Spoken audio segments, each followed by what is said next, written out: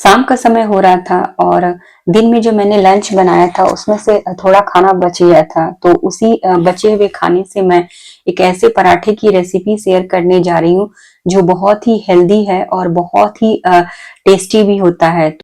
तो चलिए शुरू करते हैं। तो इसके लिए मैंने दिन में जो बचा हुआ दाल था उसमें से 1 कटोरी दाल मैंने लिया है।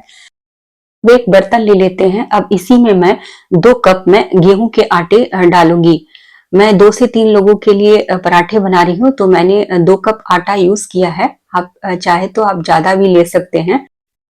अब इसी आटे में मैं नमक अपने स्वाद के अनुसार डालूंगी। नमक अपने हिसाब से डालिएगा क्योंकि ऑलरेडी दाल में भी नमक है। इसी में मैं 1 टीस्पून हल्दी पाउडर डाल देती हूँ। अब इसमें मैं 1 टीस्पून में जीरा पाउडर भी मिक्स करूंगी। अब मैं इसी में 1 चम्मच करीब घी ले लेती हूँ। आप चाहे तो रिफाइंड ऑयल का यूज कर सकते हैं या फिर कोई भी ऑयल जो भी आप खाते हैं। अब आटे को हाथ से ही अच्छे से मिलाना है जिससे कि घी जो है पूरा आटा में अच्छे से मिक्स हो जाए। अब हम दाल लेते हैं। अब थोड़ा थोड़ा दाल देके आटा को मिलाना है। आटा हमें सख्त आटा लगाना है, तो इसके लिए मैं सिर्फ दाल यूज कर रही हूँ। जब जरूरत पड़ेगा तभी पानी मिक्स करूंगी, अदरवाइज दाल से ही मैं आटे को अच्छे से मिलाऊंगी। आटा बिल्कुल ही सख्त लगाना है। तो अब हम सिर्फ हल्का सा पानी का छींटा मार के आटा को चिकना कर लेते हैं। तो ऑलमोस्ट हमारा आटा बिल्कुल तैयार हो चुका है। अब हम इसको ढक के करीब 1 से 1.5 घंटे के लिए छोड़ देंगे। इससे क्या होगा कि आटा हमारा बिल्कुल सॉफ्ट हो जाएगा और इसकी पराठे बिल्कुल ही सॉफ्ट बनेगी। तो अब हम इसको ढक देते हैं। इधर हम एक पैन लेते हैं और स्टफिंग की तैयारी कर लेते हैं। तो इसी पैन में मैंने 1 टेबल स्पून मैंने सरसों तेल यूज किया है। इसी में मैं एक मीडियम साइज का कटा हुआ प्याज लिया है। इसको मैं अच्छे से थोड़ा मिक्स कर लेती हूँ। प्याज को करीब मैं 1 मिनट ही भूनूंगी। उसके बाद इसमें मैंने जो बहुत बारीक कटा हुआ फूल गोभी मैंने लिया है। ये भी मैंने 1 कटोरी करीब लिया है। अब हम इसको भी अच्छे से मिक्स कर लेते हैं। सब्जियों को मुझे ज्यादा पकाना नहीं है, तो इसे भी मैं 2 से 3 मिनट तक चलाऊंगी। 2 से 3 मिनट पकाने के बाद इसमें एक मीडियम साइज का ग्रेट किया हुआ गाजर ले लेती हूँ। इसको भी इसमें मिला देते हैं और इसको अच्छे से चलाते हैं।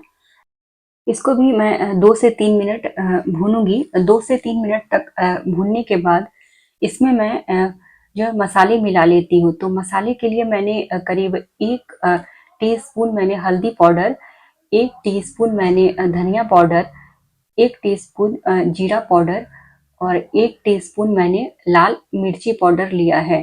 आप सब्जियों के साथ हरी मिर्ची का भी यूज कर सकते हैं। चूंकि मैं बच्चों के लिए भी बना रही हूँ तो हरी मिर्ची मैं नहीं डाल रही हूँ।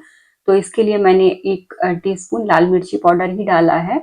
अब हम इसको अच्छे से भून लेते हैं। थोड़ा देर भूनने के बाद अब लास्ट में मैं इसमें नमक मिलाऊंगी। नमक मैंने लास्ट में इसलिए मिलाया है क्योंकि नमक जो है पानी छोड़ता है। यदि हम पहले मिला देंगे तो सब्जियों के साथ नमक मिक्स होके पानी छोड़ने लगेंगे। तो इसलिए लास्ट में मिलाते हैं और 1-2 मिनट ही चलाऊंगी। 1-2 मिनट चलाने के बाद इसमें मैं धनिया पत्ता थोड़ा मिक्स कर देती हूँ और इसको 1 से 2 मिनट फिर से पकाते हैं। पराठे के लिए स्टफिंग बनाने में मुझे टोटल 10 से 15 मिनट का समय लगा है और 10 से 15 मिनट में हमारा स्टफिंग ऑलमोस्ट तैयार हो गया है।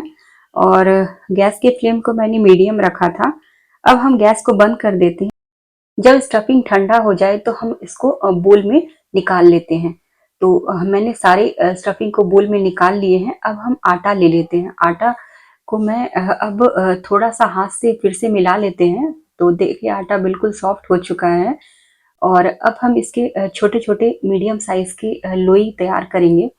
यदि आपको पराठे थोड़े मोटे बनाने हैं तो आप लोई के साइज को बड़ा भी रख सकते हैं। तो मैंने मीडियम साइज ही रखा है। अब हम लोई को हाथ से ही कटोरी का शेप देके इसमें मैं 2 चम्मच करीब मैंने स्टफिंग डाला है। फिर अब हम इसको अच्छे से बंद कर देते हैं। फिर इसको हाथ से ही मैंने पूड़ी की तरह बना लिया। फिर अब हम इसको बेल के पराठा बनाएंगे। तो मैंने ऐसे ही करके मैंने सारे पराठे बनाए हैं।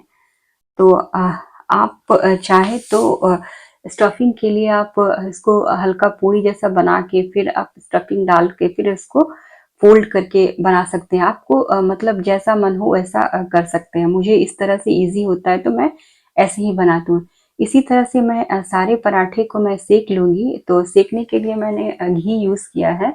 आप चाहे तो ऑयल भी यूज़ कर सकते हैं। तो जब पराठे अच्छे से लाल हो जाए तो फिर हम इसको निकाल लेंगे। इसी तरह से मैंने सारे पराठे को बना लिया है।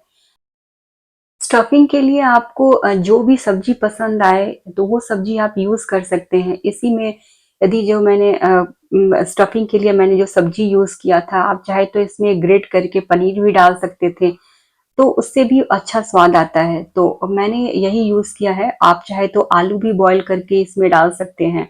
तो चूँकि मुझे बिल्कुल हेल्दी बनाना था तो मैंने आलू को नहीं यूज़ किया है इसमें। तो ऐसे ही करके मैं सारे पराठे को बना लेती हूँ। और ये पराठा खाने में भी बहुत स्वाद देता है और बनाना भी बहुत आसान है। और दिन में यदि आपका दाल बच जाए और आपको दाल रात में खाने का मन ना करे, तो आप ये पराठा बना के आप सर्व कर सकते हैं। और इसमें आपको कोई एक्स्ट्रा सब्जी बनाने की ज़रूरत नहीं है। जो भी अचार, चटनी जो भी है, आप उसके साथ आराम से ये खा सकते हैं। मैंने सारे पराठे ऑलमोस्ट बना लिए हैं। अब हम इसको सर्व कर लेते हैं। तो इस पराठे को मैं टमाटर के अचार और ग्रीन एप्पल की चटनी के साथ सर्व करूंगी। टमाटर का अचार और ग्रीन एप्पल की चटनी की रेसिपी मैं पहले ही शेयर कर चुकी हूँ और इसका लिंक मैं डिस्क्रिप्शन बॉक्स में डाल दूंगी। तो आप वहां से इस रेसिपी को देख सकते हैं। दोस्तों, कैसी लगी आपको ये स्टफ्ड पराठे की रेसिपी? और बहुत ही बेसिक इंग्रेडिएंट्स ये रेसिपी बन के तैयार हो जाता है। तो दोस्तों, एक बार ज़रूर घर पे ट्राई करिए। और कैसी लगी आपको ये रेसिपी कमेंट्स करके ज़रूर बताइए और मेरे चैनल को लाइक और सब्सक्राइब कीजिए। धन्यवाद।